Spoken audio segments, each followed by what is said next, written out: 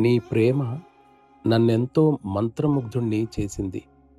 అందువల్ల నీవు వ్రాసిన ప్రతి ఉత్తరం నాకెంతో ఆనందాన్ని కలిగిస్తుంది. నా ఉత్తరాన్ని అందుకున్నప్పుడు నీవు కూడా అటువంటి స్థితినే పొందుతున్నావని నా విశ్వాసం. ఈ భావంలో మనమిద్దరం ఒకరినొకరు ఎక్కువగా పోలి ఉన్నాం.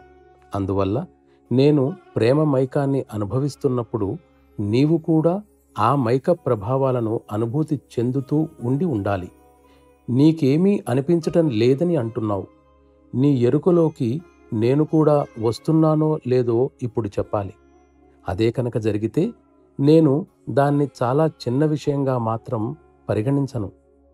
ఈ ఊబి నుండి నిన్ను రక్షించమని నన్ను వేడుకుంటున్నావు. సాధారణంగా ఊబిలో చిక్కుకున్న వానికి ఊబిని గురించి తప్ప ఇంక మరి దేని గురించి అతడికి తెలియదు.